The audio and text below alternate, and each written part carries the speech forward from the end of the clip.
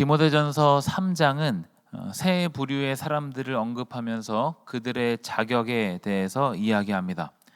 첫째는 감독, 둘째는 남자 집사, 셋째는 여자 집사입니다.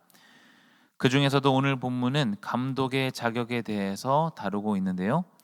먼저 감독이란 어떤 사람인가를 같이 살펴보도록 하겠습니다. 감독은 목사와 장로 그리고 감독의 직무를 맡은 모든 사람을 포함하는 표현입니다. 처음부터 기독교에서 사용하는 용어가 아닌 일반 문화에서 사용하는 그 용어를 가지고 와서 이야기하고 있는데요. 즉 교회 안에 감독의 역할을 하는 모든 책무를 지칭한다고 볼 수 있습니다. 그 중에서도 회중들의 지도자를 가리키는 표현으로 주로 사용이 됩니다. 오늘날 교회에 적용을 해본다면 목사, 장로뿐 아니라 안수집사, 권사집사 모두 해당된다 할 수 있습니다. 또 부서장, 구역장 등등도 여기에 해당이 되겠죠. 한마디로 감독이란 교회의 지도자라고 정리할 수 있습니다. 본문은 이런 감독의 자격에 대해서 다루고 있는데 그 내용을 함께 보면서 우리에게 주시는 하나님의 음성에 귀 기울이고자 합니다. 본문에서 제시하는 교회의 지도자가 되기 위한 조건은 전부 15가지입니다. 그 중에서 인품에 대한 덕목을 크게 두 가지로 나눌 수 있는데 먼저 긍정적인 권면과 부정적인 권면으로 나눌 수 있습니다. 긍정적인 권면을 함께 살펴보면 먼저 감독은 책망할 것이 없어야 합니다. 첫 번째 권면부터 굉장히 강력하죠. 책망할 것이 없다. 이 권면 자체는 하나의 자격을 이야기하기도 하지만 인품을 설명하는 전체적인 요약의 기능을 하기도 합니다. 교회의 지도자란 어떤 사람이어야 하는가를 축약해서 보여주는 것이죠. 한마디로 지도자는 행실로 흠이 없는 사람이어야 합니다. 두 번째로 한 아내의 남편이어야 합니다. 이것은 반드시 결혼을 해야 지도자가 될 수 있다 그런 말이 아니라 당시 에베소의 부도덕한 문화와 같이 정부를 두거나 불륜을 행하지 말아야 한다라는 이야기입니다. 세 번째로 절제해야 하고 네 번째로 신중해야 합니다. 그리고 다섯 번째로 단정해야 한다라고 말합니다. 여기서 단정이라는 것은 옷매무새를 말하는 것이 아니라 사회적인 예의 범절을 의미합니다. 여섯 번째로 나그네를 대접해야 합니다. 나그네를 대접한다는 것은 성경 전체의 맥을 잇는 굉장히 중요한 덕목이죠. 주위에 있는 약자를 항상 기억하고 돌봐야 함을 말합니다. 이것은 하나님께서 항상 관심을 갖고 계셨던 부분이고 예수님께서도 자주 언급하셨던 내용입니다. 약자를 보호하는 것이 곧 정의와 공의의 실천임을 성경에서 이야기하고 있습니다.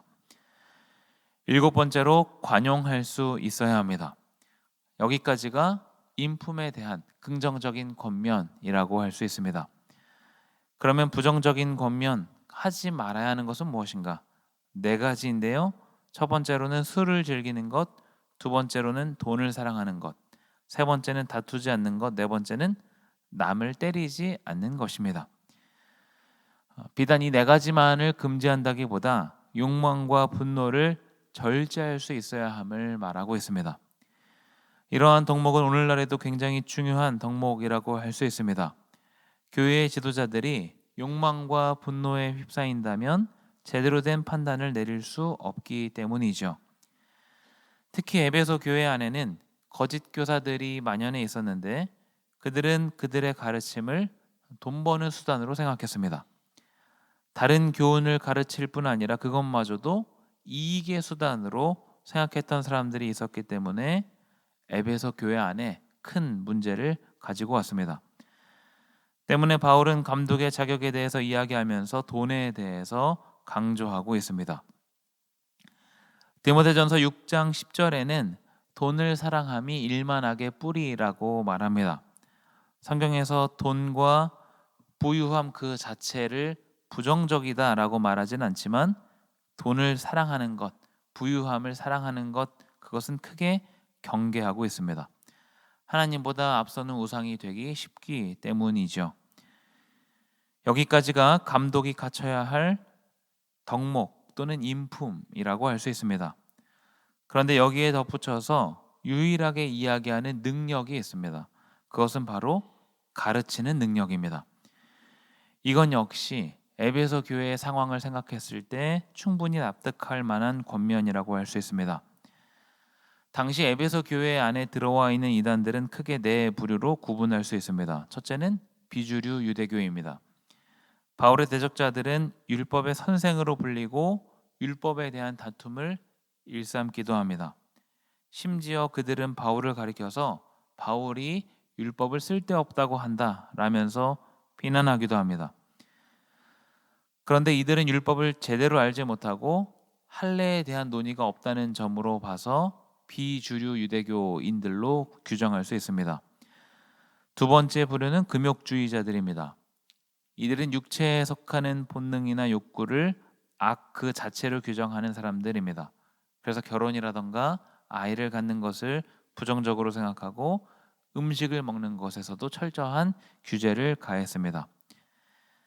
세 번째로는 에베소에 만연한 마술을 추종하는 사람들입니다. 사도행전 19장에는 바울이 에베소에서 복음을 전할 때의 일화를 기록하고 있습니다. 당시 복음에 반응해서 사람들이 자발적으로 마술과 관련된 그 책자를 불태운 일이 있습니다.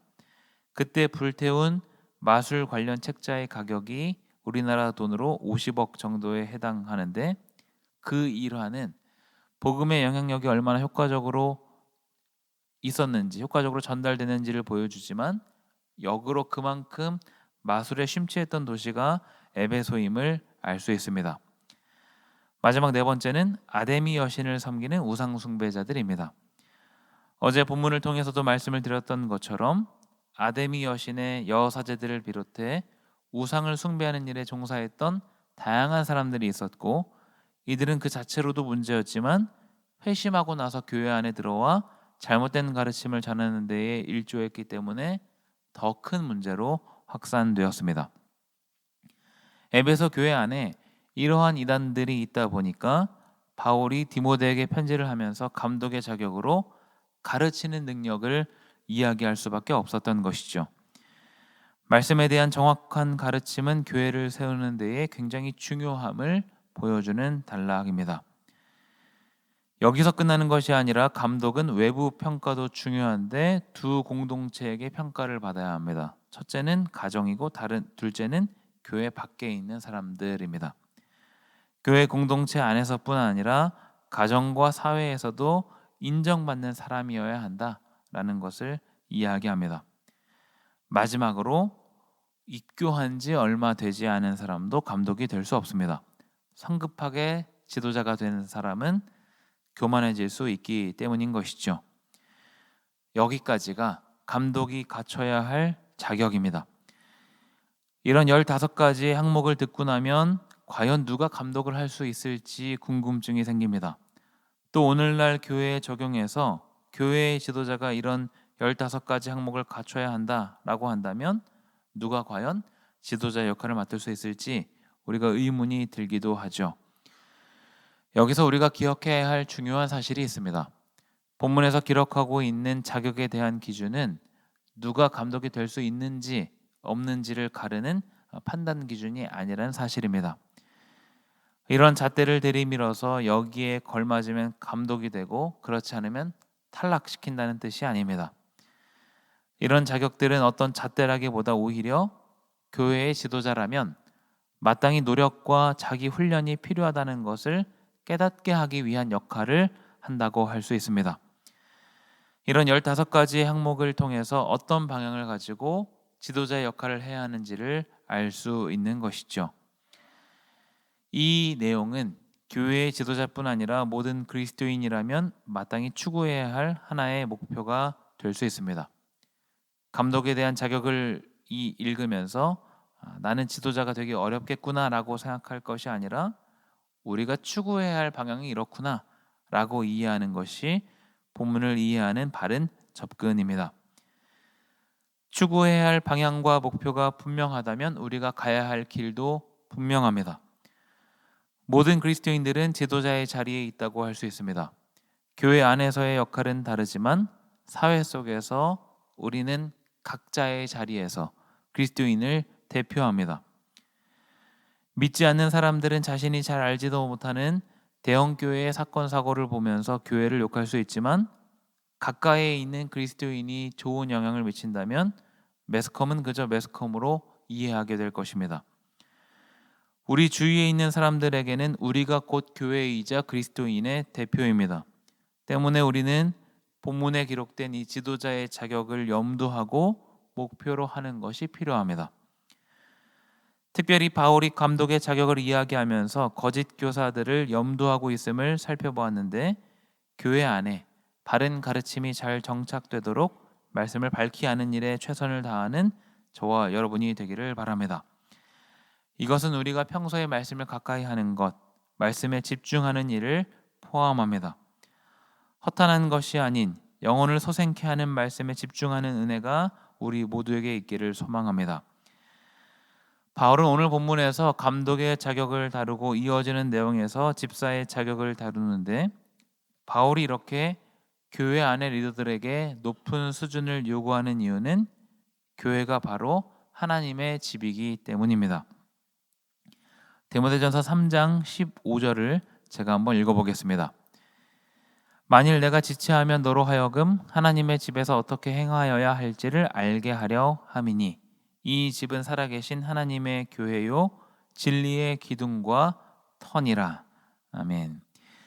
바울은 자신이 직접 에베소로 가서 디모데를 비롯한 교회의 지도자들에게 이러한 교훈을 줄 수 있었지만, 지금 바울이 처한 상황이 여의치 않았기 때문에 디모데에게 편지를 보내서 이러한 내용으로 지도자들을 양육해라 라고 말하고 있습니다. 왜 이렇게까지 높은 수준을 요구하는가? 교회란 하나님의 집이기 때문입니다. 우리가 맡고 있는 역할과 직분이 나 개인의 안녕과 안위를 위한 것이 아니라 하나님의 집을 바로 세우는 일이기 때문입니다. 그런 거룩한 부담을 안고 하나님의 집을 바로 세우는 일에 쓰임받는 저와 여러분이 되기를 간절히 소망합니다. 함께 기도하겠습니다. 하나님 아버지, 이 시간 디모데전서 3장의 말씀을 통해서 우리에게 말씀하시니 감사드립니다. 감독의 자격을 함께 살펴보면서 우리가 추구해야 할 방향이 어떤 것인지, 그리고 우리가 추구해야 될 목표가 무엇인지를 다시금 돌아보게 됩니다. 이러한 덕목들을 갖춰 나가는 일에 최선을 다하는 우리 모든 성도들 될 수 있도록 인도하시고, 그래서 교회에서나 사회에서나 주어진 각 영역에서 하나님의 사람으로 또 그런 지도자 역할들을 잘 감당할 수 있도록 인도하여 주옵소서. 주어진 자리에서 하나님을 섬기는 일에, 하나님을 예배하는 일에 최선을 다하는 우리 모든 성도들 될 수 있도록 인도하여 주옵소서. 감사드리며 예수님의 이름으로 기도하옵나이다. 아멘. 하늘에 계신 우리 아버지, 아버지의 이름을 거룩하게 하시며 아버지의 나라가 오게 하시며 아버지의 뜻이 하늘에서와 같이 땅에서도 이루어지게 하소서. 오늘 우리에게 일용할 양식을 주시고 우리가 우리에게 잘못한 사람을 용서하여 준 것 같이 우리 죄를 용서하여 주시고 우리를 시험에 빠지지 않게 하시고 악에서 구하소서. 나라와 권능과 영광이 영원히 아버지의 것입니다. 아멘.